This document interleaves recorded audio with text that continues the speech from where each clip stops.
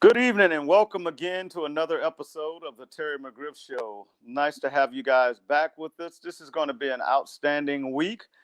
We are going to talk about NFL this week. We're going to jump into this NFC and AFC championship for who has the right to play in this year's Super Bowl in sunny Tampa, Florida. Hopefully it's sunny. I want to introduce my illustrious co-host, Andre L. Sullivan. Andre, how you doing, man?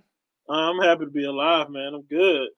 That's good. That's good. I mean, we're coming off a pretty big week for ourselves. You know, we had that AFE All-Stars against the Women Tackle Football League All-Stars Bowl game and all that down in Orlando last week. That was a pretty good event. I won't say pretty good. It was a really good event. You know, we didn't win the game, but hey, the event went off smoking and like it was supposed to do. Everything went well thanks to our partners, AFLAC, Team Sportswear Direct, Sheet Car. AFE event. So we had a really good time, Women's Tackle Football League and all of our teams. I'd like to thank all of those ladies who made the trip as far away as Washington State. South Sound Olympians were represented, and Oregon was the Klamath Falls Valkyrie, Southern Oregon Valkyrie. They were represented out west, and then they represented the West Coast, and then we had North Florida Pumas, and we had some other teams in our league in the East Coast. Who that was in the New Orleans Nightmare, and a couple of other teams that showed up and had their players and coaches. And we'd like to thank all of those guys for being a part of this great event. If you go on my Facebook page, you'll see them. A lot of stuff, man. Our partners, you guys did a great job. By the way, great job doing the play-by-play on that, man. I really appreciate you. You did what, 3 or 4 games that weekend? You did a couple of the games. You did the other games after that, the men's games after that. That's right. So it was a really good event. All of our partners and sponsors, everybody was happy. So I'm glad it went off good. Now we're on to our next event, which will be the Laces Out Kicking Camp in Jacksonville. So I'm looking forward to that at the end of March, before we start the Women's Tackle Football League season. So we got a lot of stuff coming up and going on with our events that we got going on. And we got a couple more things that we'll be working on too, Andre. So I appreciate you. I appreciate David Hart, doing that great PA announcing at the game. And you guys did a great job. And all the staff and coaches who got those girls ready, and all the girls once again, and all their owners and all the teams in the league. So, but yeah, man, let's jump into we're going to make this day right here. We're going to talk about it because this is, after all the things that we've been through going into 2020, the one steady hand, outside of what the NBA did to get through their championships was the NFL. The NFL, I have to give them nothing but props. They started on time, and they're going to finish on time. Everything went as scheduled. They found a way to work around all their problems and all their issues, and they're going to play their AFC and NFC championships this weekend, and I'm sure that Super Bowl is going to be played on the date in Tampa. And so, today I want to dedicate this show to what they've done to show what can be done through adversity. And we're going to talk about the 4 teams, concentrate on what we think strength and the weaknesses are on those 4 teams, who we think going to win, and why. So we're going to do that. And then we might talk a little bit of other things, that's going on. We got a brand new president was inaugurated yesterday. And, a lot of people are happy. Some people are not happy, but, it is what it is. We're going to see how things move forward in that with sports. So it's going to be nice to see what goes on as we go into 2021 any deeper, because right now we started out pretty good. I have to give it that. What you think? I mean, we're here. I can't stop saying that enough. We're here. So as long as we're here and while we're here, you got to do what you can. Maybe you'll get your Bugatti this year.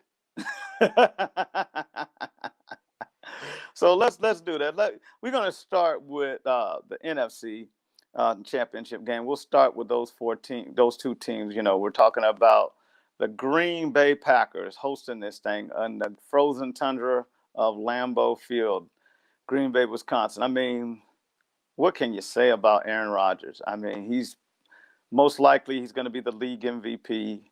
You know, after what he had to go through at the beginning of last year with the draft, when they drafted a quarterback instead of giving him another weapon at wide receiver, you know, he's putting that team on his back with some good play by Devontae Adams and some of their other offensive stars, and their defense has been stepping up, and they've made it where they're going to be hosting this thing. They got the number 1 seed, and man, what can you say bad about those guys? I mean, they're they've proven everybody wrong, and I think Aaron even proved his own team wrong, saying, "Hey, you didn't get me no weapon. I'll still lead you to the promised land."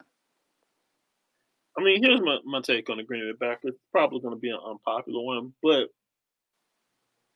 as I look at the Green Bay Packers and how they play, don't get me wrong, Aaron Rodgers, future Hall of Famer. Mm-hmm. I can probably go ahead and write him in pen instead of writing him in pencil. A jacket one. You can write him in concrete. Right. You know what I mean? And I can't take anything away from what he has done himself. The problem with the Green Bay Packers, and it's reared its head a little bit here, when they aren't balanced and Aaron Rodgers has to be superhero Aaron, it causes a little friction in how they get downfield and them being able to win. And don't get me wrong, it's worked. Obviously, it's worked there in the NFC Championship. Mm-hmm. But we've seen when it's gone bad. And, you know, they played, no offense to the NFC North, but they played a pretty easy division this year. You know, having to play the Bears twice, the Lions twice. The Vikings. And the Vikings. You know, Vikings really the only ones kind of giving them a little bit of trouble down the stretch there. But either way, they come out pretty good at the end. Mm-hmm. And so my keys to the game for Green Bay right now is don't force Aaron to be Aaron. You know, let Aaron's a great general quarterback. He's going if he needs the game's on his shoulders, he's gonna do everything he got to do to get you there. But the problem is Aaron's gonna do everything he has to do to get you there. Aaron has great out of pocket awareness and getting downfield. He can move his legs a little bit, but I don't want Aaron to do that. You know, Aaron when he needs to, he'll throw that ball through the smallest of windows and get it there. I don't want Aaron to do that. And if need be, Aaron will rear up, load the gun, and boom that thing downfield. You don't want, if you're a Green Bay Packer fan, you don't want Aaron to have to do all those things. Correct. What you want Aaron to do is dink and dive down the field. What you want Aaron to do is find Devontae Adams over the middle or the outside within 15 to 20 yards. That's how the Green Bay Packers are going to win because they will be playing the best defense that they've seen outside of last week all season. Because the credit has not been given enough to this Tampa Bay defense. And we saw it last week. You know, as the Tampa Bay took on the Saints, everybody kept saying, I don't think the Saints going to beat them. I think the Saints going to beat them for a third time. I don't think Brady can pull this one out in the Superdome. Ha-ha. Ha-ha. And it wasn't even because of Brady. It was because of that defense. And that's not even throwing shots at Tom Brady. I'm just saying, right, we look at the Green Bay Packers right now, they're going to have a Herculean task in divvying up who gets this ball on Sunday. Because if you just rely on Showtime Aaron and Devontae Adams, you're going to be in a little bit of trouble. Yeah, you're right. And I mean, that was a great segue into the Tampa Bay side of this game. I appreciate you for that. I mean, when you look at the first time they played, I think Aaron Rodgers threw a pick 6.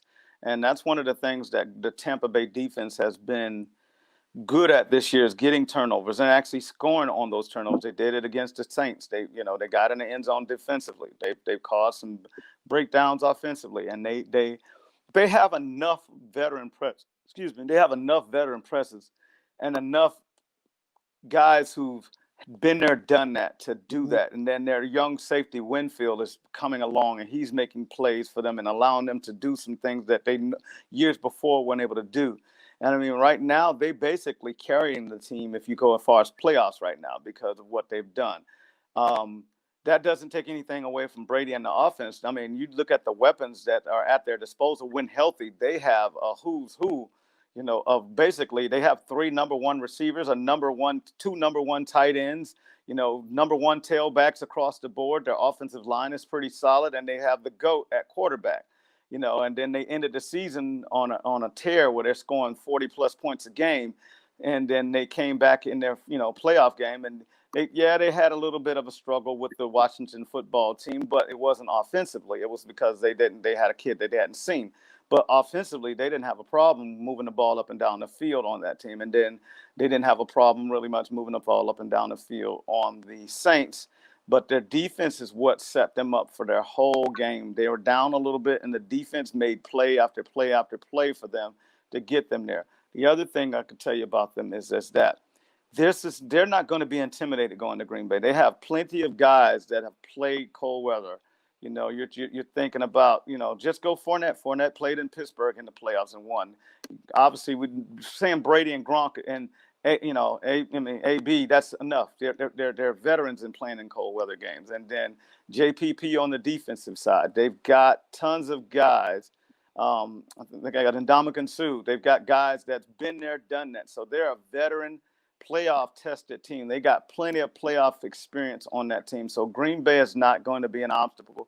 Plus, I think the motivation, I heard Bruce Arians say that game is until the next week. You got to concentrate on this week to get to the game in Tampa, because they got all the signage about the Super Bowl and everything in Tampa right now. And they got the guys looking at it as they go in and out of the facility, seeing all that stuff. He said, no, we can't play in that game until we win this game. So that I love the focus of them concentrating on that game and that game only. And I'm picking them. I'm picking them to win that game. Not that I don't think Green Bay can't beat them. I just think when you got a team that's trying to make history and has this much experience, I just can't see how the plethora of superstars that Tampa's bringing into this game will not, can be compared to what the once major superstar that Green Bay has. Green Bay has a bunch of good players and a great player, but Tampa has a bunch of great players, and these guys know how to show up and to get big game, and they've been there and done that already. How many guys on that roster right now are wearing Super Bowl rings on the Tampa Bay roster that wants another one? So it's really, really a struggle for me to even see how Green Bay is going to win this game, So good luck to both teams, but I'm picking Tampa to come out of there with a victory. Plus, I don't think it's going to be that crazy cold weather, but it doesn't matter because they got so much veteran presence that played in cold. So it's not going to be, the weather's not going to be a factor in this game at all. So let's go a little bit on the AFC side, and we're going to talk I don't know if I want to call this David and Goliath, but let's say the team who's been there, done that, Vince, the team who's just doing it, just getting to this party. Kansas City's, if it wasn't for one offside penalty, this would probably be their third straight. This is their third straight AFC Championship game, but this would be their third straight attempt at getting back to the Super Bowl. Now they're just trying to repeat as Super Bowl champions. Buffalo has been playing terrific. I mean, terrific. You can't take any away that they know what they did defensively to the Baltimore Ravens. You can't do but give them a big clap, big applause for what they did and how they played. Finally taking over the AFC East division. The quarterback play for them has just been great. The development of his development has just been like, wow, from where he came from year one to where he is now. And also bringing in all the talent on the offensive side, the receivers, they got everything, running game, deep threat, probably they might be lacking at the tight end position, but they got enough wide receivers that it doesn't matter, and running backs that they can do what they need offensively.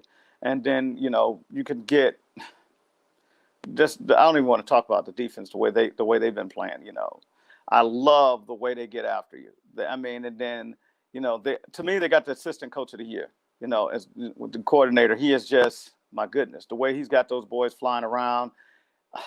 What's Leslie Frazier? I lost his name for a second. Leslie Frazier, he deserves a head coaching job. I think he's going to be out there, and if he stays another year, they're going to be an elite defense again, and only going to get better. So I give Buffalo a chance because they can play that, and they do have those lightning shots. They can go deep on you, get behind you, kind of similar to Kansas City, but not quite that explosive. And they're basically the little brother of Kansas City in how they do things, except for they maybe a little bit more. They definitely have a little bit more solid name on the defensive end, but they can be explosive like Kansas City. But Kansas City is the champs for a reason.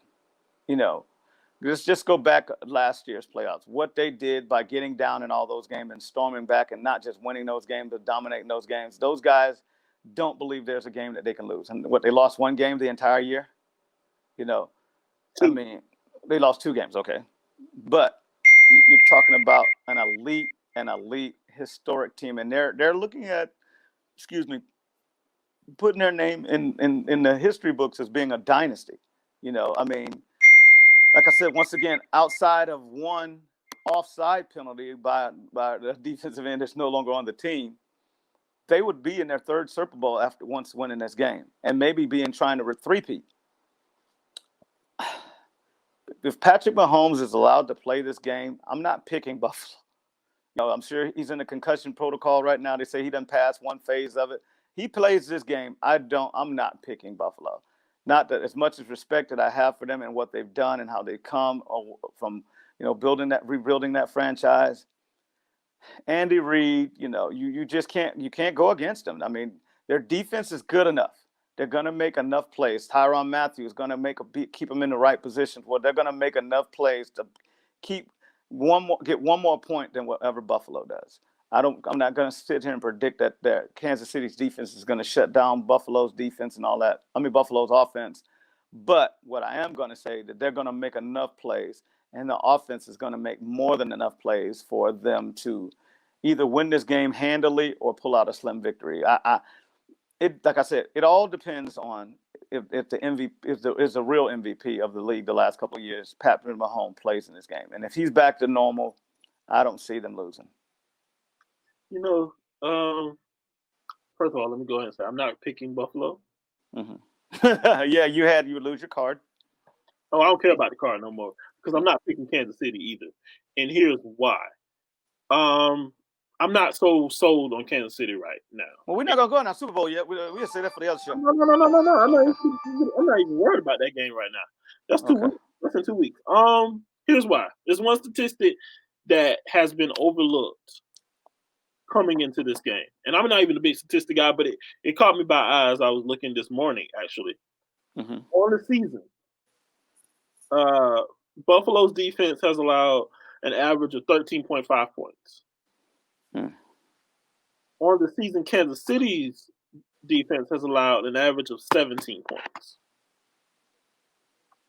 Here's why that's important. Kansas City right now on the season averages about 25.6 points. Buffalo's offense averages 31.4. And it's interesting to me because everyone's talking about Patrick Mahomes, and rightfully so. He's the guy, That's a former Madden cover, guy.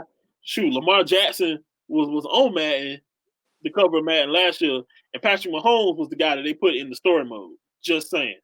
So, rightfully so. But we're not talking about this dude from Buffalo named Josh Allen. And I think I gave him some props. You gave him some props, but he's due a lot more due diligence. And somebody who has 396 attempts, 396 completions with 572 attempts, 4,544 yards and 37 touchdowns with only 10 INTs. I'm gonna read you Patrick Mahomes stats, by the way. 390 completions with 588 attempts, with 4,740 yards, 38 touchdowns, only 6 interceptions. Look, Josh Allen doing the same amount of work with less amount of superstars. And like you alluded to earlier, Patrick Mahomes still in concussion protocol. They can't clear him until Saturday. So, I love Chad Henne, former Jacksonville Jaguar. But if he starts this game, hey, y'all, all right. You can cancel Christmas. Yeah, don't cancel Christmas. Make sure you don't call. Oh, I'm sorry, guys. Make sure you don't call Santa Claus. That's what's gonna happen. But listen, here's my thing. I like Kansas City. Their running game is ridiculous with your boy Hilaire. They have one of the best tight ends. Wait a minute, let me stop you right there. What I told you about that kid. I still don't like the kid. What I told you about that kid. Listen, all that he didn't get MVP. He didn't get Rookie of the Year. You're right. He wouldn't get Rookie of the Year because he's good because of who he plays for, not because of what he can do. And if David Williams was in that same offense, I say the same thing. But that's beside the point. The point that I'm making is, for me, I'm sorry, he's still a scrub. Personally, we're gonna disagree on that one, but it's okay. But it's okay. That's where I stand on that, and I stand 10 toes down on that. But because David Williams is still that guy, COVID or no COVID. But anyways, as I was saying, you got Travis Kelce, and then on the outside of the wings, you got Hill and his supporting cast. Mecole Hardman. I can't remember. That's going to be something. Former Buffalo Bill. I can't even. I lost his name. You know what I'm talking about. Number 14. It don't even matter. But my point is, they got weapons. A lot of weapons. And Mahomes making it look easy with all these weapons. My boy, look, Josh Allen got Singletary in the backfield, Stephon Diggs, and every now and then he'll get Cole Beasley. Okay. You know what I'm saying? There's not a full rotation of guys like it is in Kansas City, and he's still getting it done. If I was you, I would pencil KC in the game. Don't even write the whole city out. Just put KC. Pencil it in. Because it's a chance it might get erased. Wow. You changed 180 on this since last week. No, I'm not changing 180. What I mean, what's happening is people don't understand about football. You don't have to be the best in the league. No, you have to be the best that day. You just got to be the best that day. Mm-hmm. I get it. And if I'm looking at this game right now, I don't know if the best playing. Right. I get you. And on top of that, I don't know if the best can be better than what everybody else saying the other team is. Here's my thing with this. I love the way Josh Allen has played this year. I love the way Stephon Diggs, Cole Beasley, the entire running back room of Buffalo. The offensive line has played fabulous. The defense has just been top-notch, one of the best in the league. The problem is when you're getting in this where everything is magnified, every mistake is magnified. The pressure to get this game. Also, if you know, I've listened to a couple of the radio shows.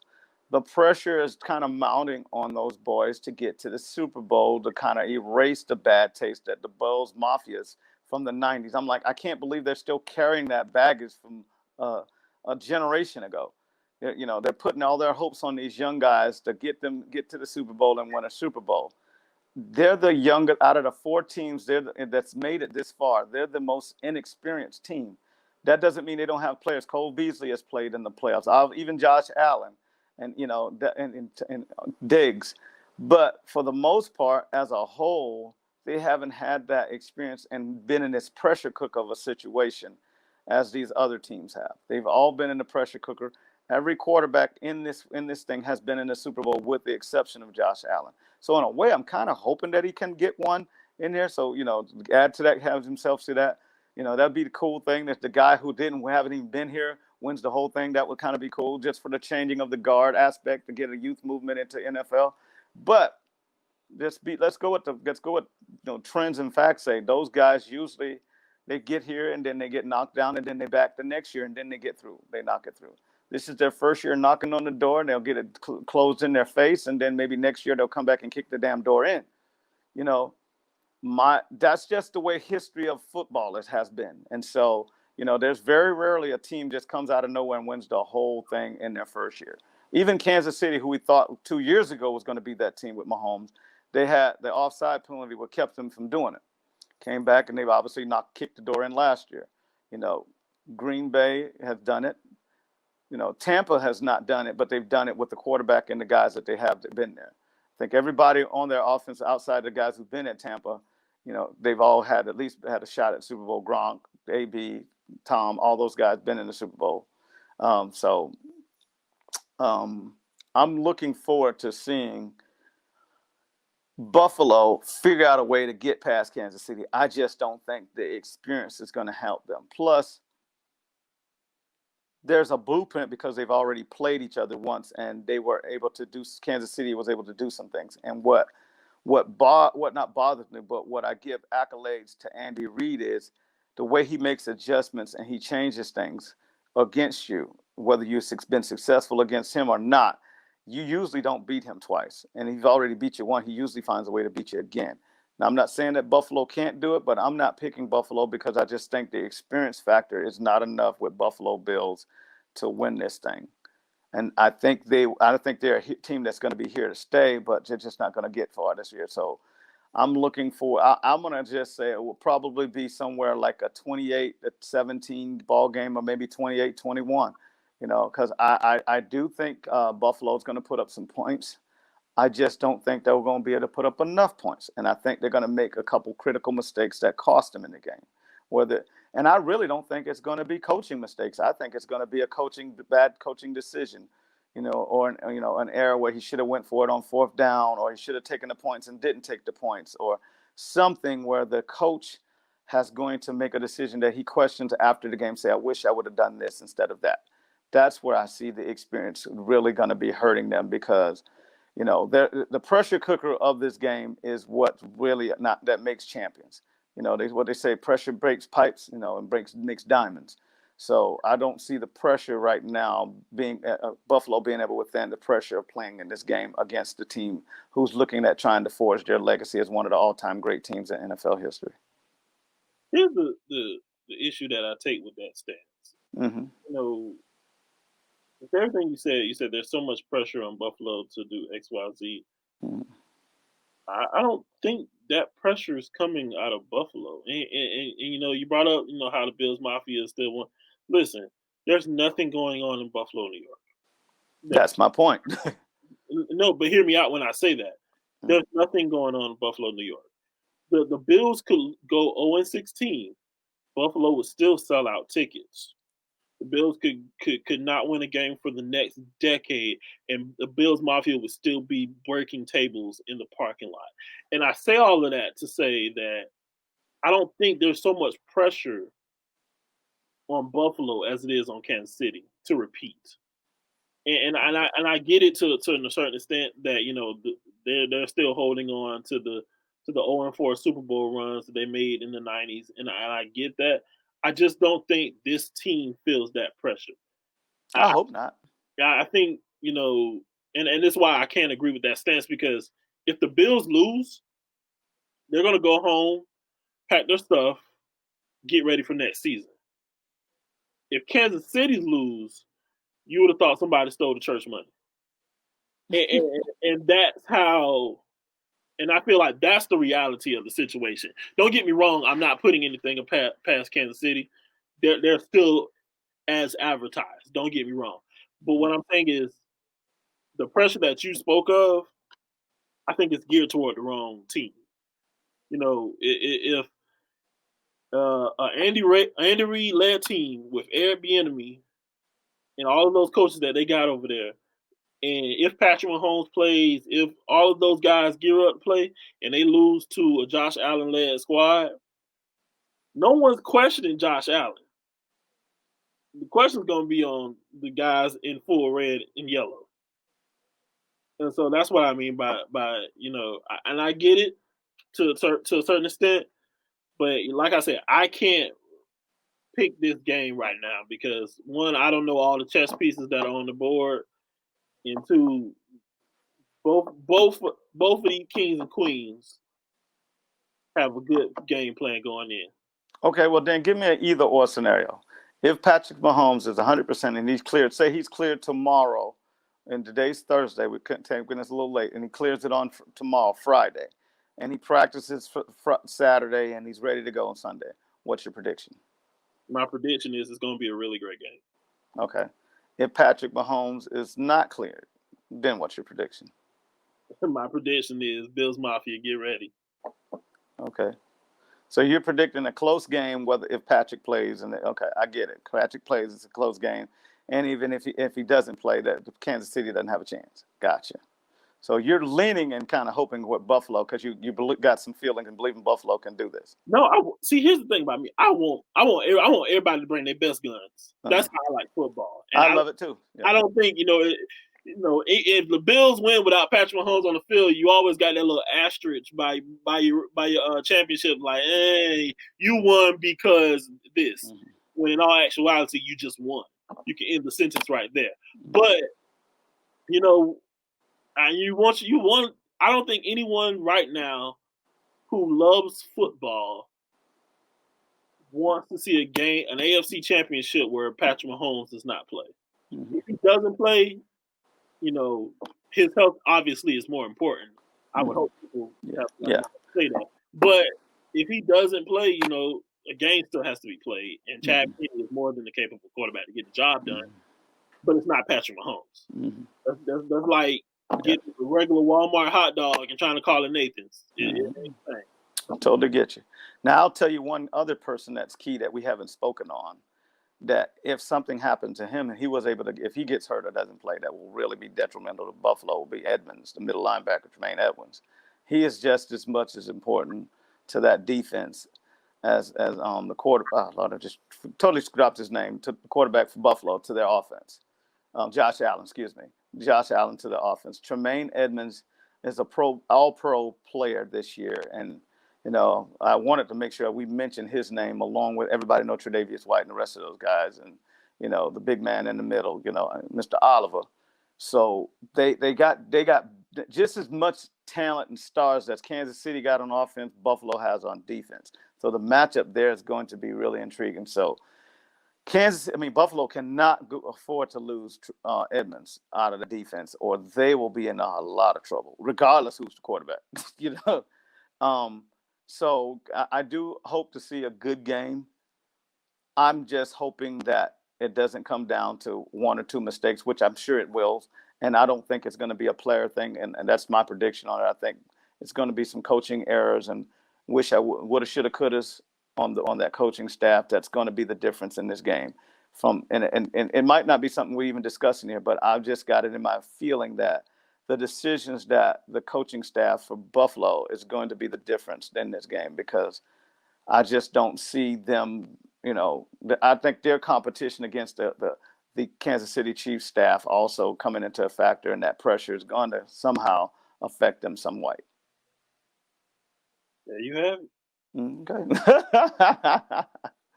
Man, let me tell you, it's been we've had a quick, long week last week. We had this week. This week, we wanted to make sure we get this show in.